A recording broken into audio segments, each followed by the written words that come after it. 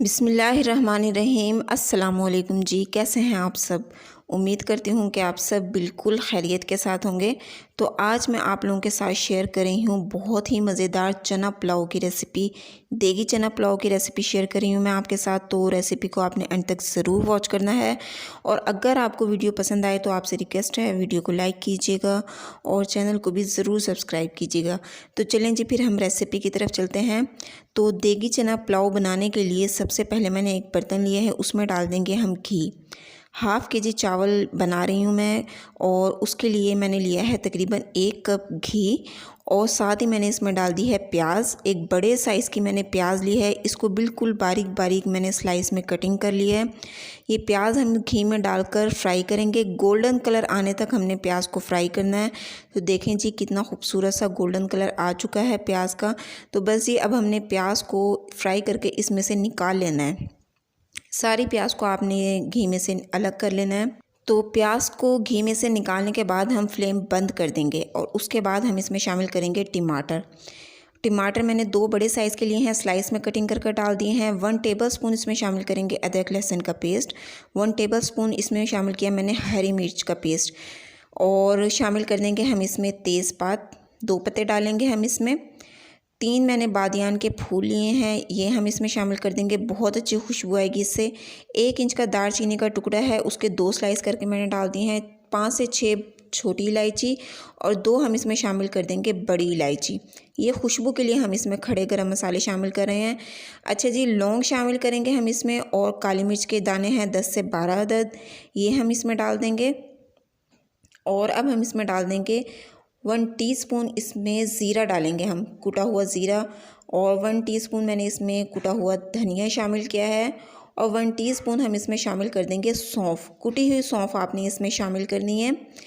और हम इसमें शामिल कर देंगे नमक, तकरीबन 1.5 टेबलस्पून इसमें नमक शामिल किया है मैंने और 1 टीस्पून इसमें मैंने शामिल किया है कुटी हुई लाल मिर्च। तो जी नमक मिर्च आप अपने टेस्ट के हिसाब से कम या ज़्यादा कर लिया करें। दही शामिल करेंगे हम इसमें तकरीबन 1 कप और थोड़ी सी मैंने इमली ली थी, इसको मैंने थोड़ी देर पहले पानी में भिगो दिया था, अब ये नरम हो चुकी है। ये इमली हम इसमें शामिल कर देंगे। इसको हमने अच्छी तरह से मिक्स कर लेना है और अब हम इसका फ्लेम ऑन कर देंगे। फ्लेम ऑन करने के बाद हमने इसको ढक कर रख देना है तकरीबन 5 मिनट के लिए।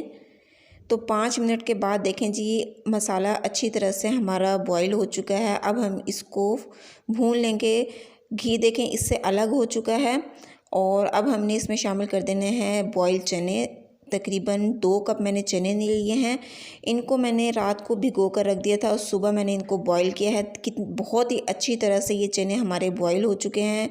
2 से 3 मिनट के लिए हम चनों को भून लेंगे और फिर हम इसमें शामिल कर देंगे पानी। तकरीबन 1 लीटर मैंने पानी लिया है और जी अब हमने इसको रख देना है बॉईल करने के लिए। तो पानी देखें जी अच्छी तरह से बॉईल हो चुका है।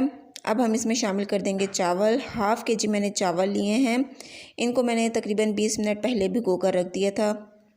तो चावल अच्छी तरह से हम हिला लेंगे, हल्के हाथों से आपने इसमें चम्मच चला लेना है।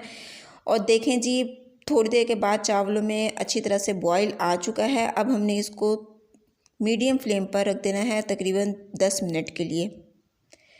तो 10 मिनट के बाद देखें जी चावल जो हैं हमारे तकरीबन 80% तक गल चुके हैं। थोड़ा सा भी इसमें पानी मौजूद है, बस इसी स्टेज पर हमने इसको दम लगा देना है। तो दम लगाने के लिए हमने जो प्याज फ्राई कर रखी थी वो डाल देंगे हम चावलों के ऊपर और साथ ही हम इसमें डाल देंगे हरा धनिया और पुदीने के पत्ते। ढेर सारा आपने इसमें हरा धनिया और पुदीना शामिल करना है, बहुत ही अच्छी खुशबू आएगी इससे। तो जी अब हमने इसको रख देना है दम पर तकरीबन 15 मिनट के लिए। 15 मिनट के बाद देखें जी हमारी चना पुलाव तैयार हो चुकी है। तो देखें जी कितनी मज़ेदार हमारी चना पुलाव तैयार हुई है। एक एक दाना इसका खिला हुआ है और बिल्कुल परफेक्ट देगी चना पुलाव हमारी तैयार हुई है।